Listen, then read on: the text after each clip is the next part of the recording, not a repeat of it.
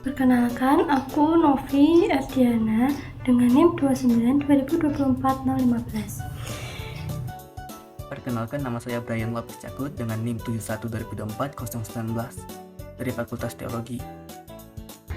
Perkenalkan, nama saya Dialova Kris Alexandria, NIM saya 47 2024 003. Saya dari Fakultas Ilmu Kesehatan dan Prodi Gizi. Halo semuanya, perkenalkan nama saya Gifri Jibrala Briantologi dengan NIM 71 2024 006. Halo semuanya, perkenalkan nama saya Samuel Advian Geskel dengan NIM 47 2024 045 dari Fakultas Ilmu Kesehatan Prodi Gizi. Dan kali ini kelompok kami akan membahas mengenai membangun demokrasi yang berkualitas. Dan ini pendapat dari teman-teman saya. Menjawab beberapa pertanyaan tentang bagaimana kita membangun demokrasi yang berkualitas, bagaimana supaya demokrasi ini bisa benar-benar membawa kebaikan bagi semua orang, dan apakah hanya dengan memilih pemimpin saja sudah cukup, dan juga bagaimana rakyat bisa ikut terlibat menjaga keadilan. Nah, membangun demokrasi yang berkualitas artinya membuat demokrasi berjalan dengan baik, adil, dan bermanfaat bagi semua orang. Caranya dengan rakyat itu aktif berpartisipasi, pemilu yang jujur dan bebas, pemerintah yang jujur dan terbuka, serta hukum yang ditegakkan dengan adil. Dengan begitu, demokrasi bukan hanya soal memilih pemimpin, tapi juga tentang menjaga keadilan dan kesejahteraan bersama. Terima kasih. Baik, saya akan menjelaskan tentang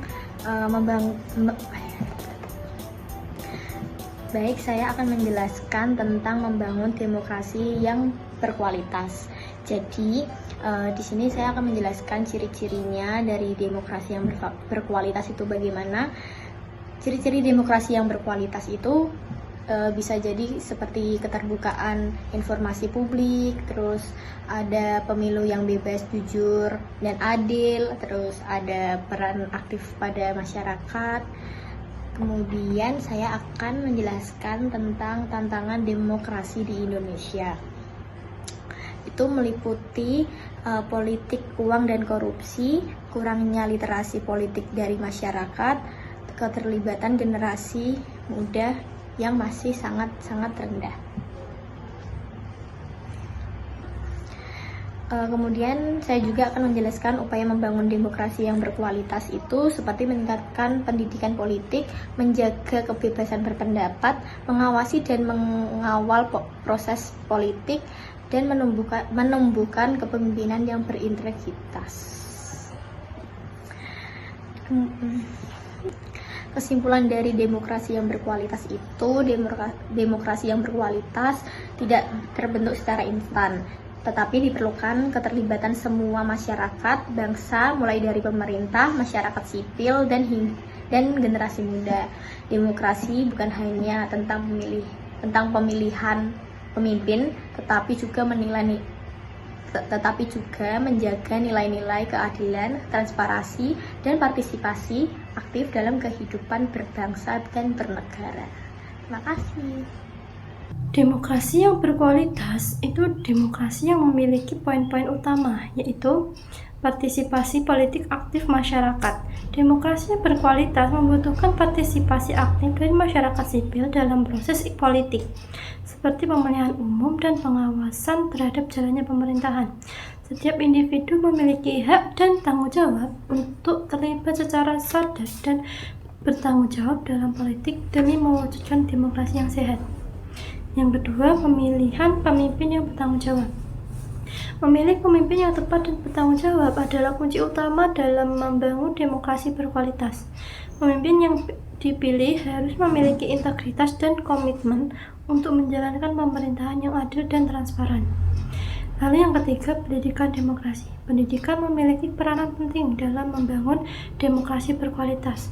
Pendidikan yang merata dan memadai dapat membentuk pemilih rasional yang tidak mudah terpengaruh sentimen primordial dan dapat memilih pemimpin yang kompeten. Selain itu, pendidikan juga membantu masyarakat sipil yang sadar politik dan kelas menengah yang aktif dalam pengambilan kebijakan politik. Lalu yang keempat, ada penguatan pilar demokrasi konstitusional. Demokrasi yang berkualitas harus berlandaskan pada 4 pilar utama Indonesia, yaitu Pancasila UUD 1945, Bhinneka Tunggal Ika, dan Negara Kesatuan Republik Indonesia. Etika dalam berdemokrasi dan penegakan aturan main yang jelas juga sangat penting untuk menghindari dominasi kepentingan elit dan praktik politik yang pragmatis traksional. Lalu yang kelima, transparansi dan akuntabilitas dalam pemilu. Pemilu yang transparan, adil, dan akuntabel adalah syarat mutlak untuk demokrasi berkualitas. Penyelenggara pemilu harus berintegritas dan masyarakat harus aktif berpartisipasi untuk menjamin legitimasi hasil pemilu. Yang keenam, peran masyarakat sipil dan kontrol sosial. Masyarakat sipil berperan sebagai kekuatan pendorong demokrasi dengan melakukan kontrol terhadap pemerintah melalui berbagai mekanisme seperti kritik, demonstrasi, dan partisipasi dalam diskusi publik. Hal ini penting untuk menjaga keseimbangan kekuasaan dan memastikan pemerintahan yang responsif. Yang ketujuh, demokrasi Pancasila sebagai model demokrasi Indonesia. Demokrasi yang dibangun di Indonesia harus berlandaskan nilai-nilai Pancasila, yaitu kebebasan, kedaulatan rakyat, pemerintahan yang terbuka dan bertanggung jawab, serta berkeadilan sosial. Demokrasi Pancasila ini berbeda dengan demokrasi yang diadopsi dari Barat dan menyesuaikan dengan konteks sosial budaya Indonesia. Sekian.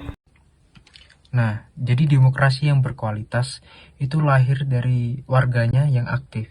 Jadi kita sebagai generasi muda mampu menjadi penggerak supaya demokrasi lebih sehat untuk kedepannya. Terima kasih sudah menonton. See you.